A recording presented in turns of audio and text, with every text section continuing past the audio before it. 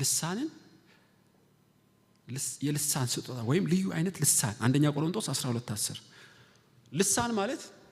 ምናልባት በምድር ላይ ካሉ ቋንቋዎች አንዱ ነው ምናልባትም የመላእክት ቋንቋ ሊሆን ይችላል ይላሉ እና ቀደም እኔ ነግሬያችኋለሁ ይሄን ተሞላው ብዬ ትናገራለህ ትርጉሙ ግን አይገባም ግን መንፈስ ይታነጻል በልሳን ስትጸልይ መንፈስ ቅዱስ በመንፈስ ውስጥ ሆኖ ይቃትታል በማይናገር ቃል ይቃትታል መንፈስ ይታነጻል ብዙዎች በልሳን መጸለይን ፈልጉ ይላል ሐዋርያው ጳውሎስ በእውነት እና ብዙ ሰዎች በልሳን ይጸልያሉ ከናንተ መሃል ታውቃላችሁ እና ልዩ አይነት ልሳን የሚባል አለ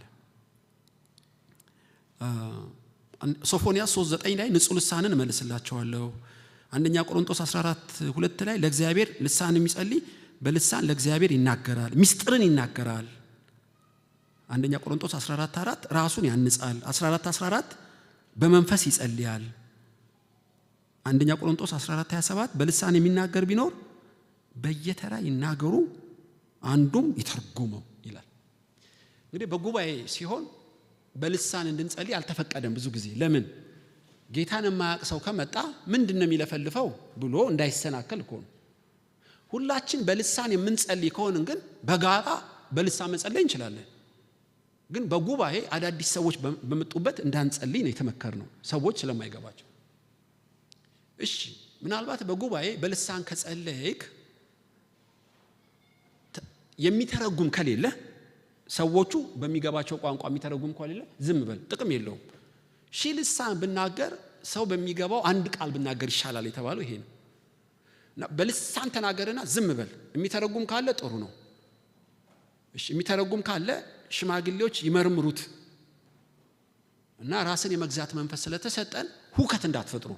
በልሳን ጸልዩ ከተረጎምከው አንተ ጥሩ ካልተረጎምከው የሚተረጉምን ካለ ጠብቅ የሚተረጉም ከሌለ ዝም በል ይላል ሆኖም በልሳን እንድንጸልይ ግን መጽሐፍ ቅዱስ ያበረታታል ይገርማችኋል ለመንፈስ ቅዱስ በፍጥነት ተታዘዛሉ በልሳን መጸለይ ከፈለገ ባይገባኝም አልከለክለውም በጉባኤ ባረብሽም እጸልያለሁ ከመኪና አደጋ ይዳኑ ከመታነቅ ይዳኑ